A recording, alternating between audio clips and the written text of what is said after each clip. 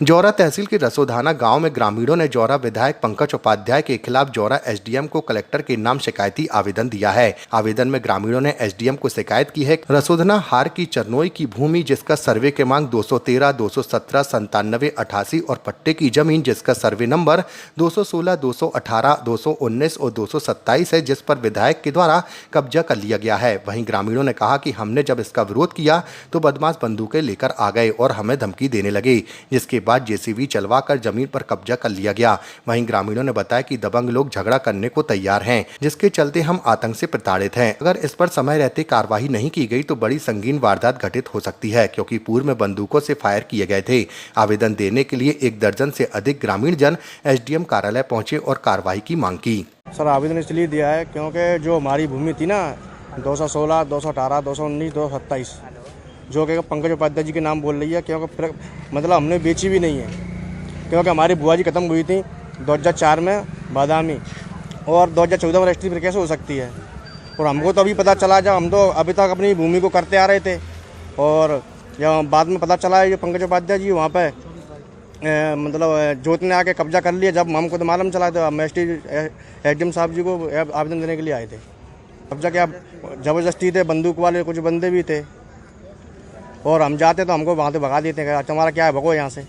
भूमि है 130 बीघा और जो उसके बाद में जो सरकारी भूमि है उसको भी कब्जा कर लिया है चरनोई जी। जौरा है और जिला मुरैना है सर। जो ऐसी कि हमारी ज़मीन है 125 बीघा है रसोधना बेड़ में, जो कि हमारे पुरखा जो शुरू से जोतते आ रहे हैं उसको। और जो जैसा कि मैंने आपको पहले भी बताया था, जो उमेश नाम का एक शख्स था बगल पास के ही गांव का है, तो उसने बोला था कि सर हम आपकी ज़मीन को सबको भूमि शामी करा देते हैं।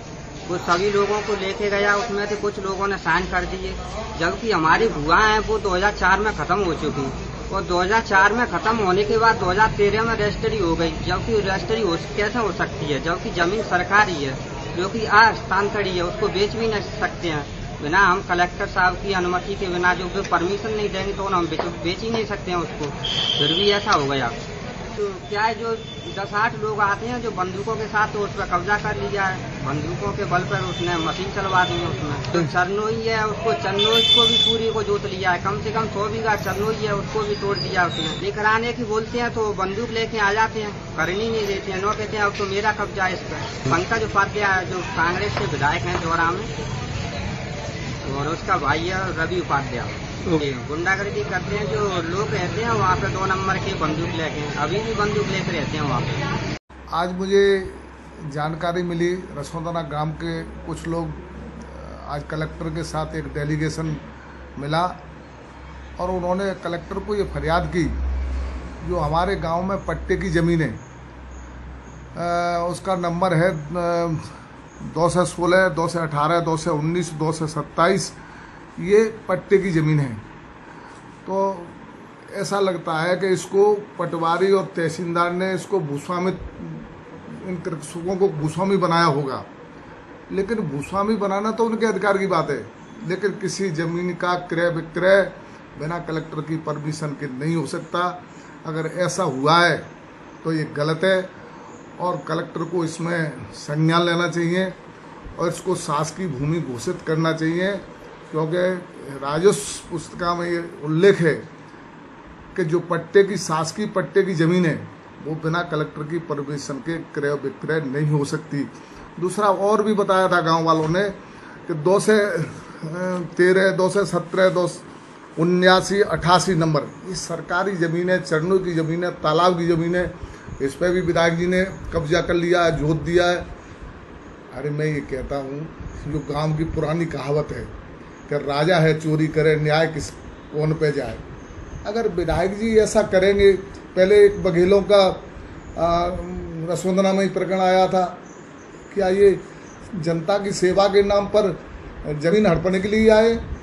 मैं इसमें शासन से, प्रशासन से उम्मीद करता हूँ कि ये इस कार्रवाई की पूरी संज्ञान में लेकर बारीकी से जांच करें और भोले भाले किसानों की ज़मीन और पशुओं की चरणों और तालाब उन पर कब्जा किया तत्काल खाली करवाएं। और अगर किसी पट्टे की ज़मीन की रजिस्ट्री की गई है तो वो अवैध है, बिना कलेक्टर की परमिशन के कोई भी रजिस्ट्री कोई क्रय विक्रय नहीं हो सकता।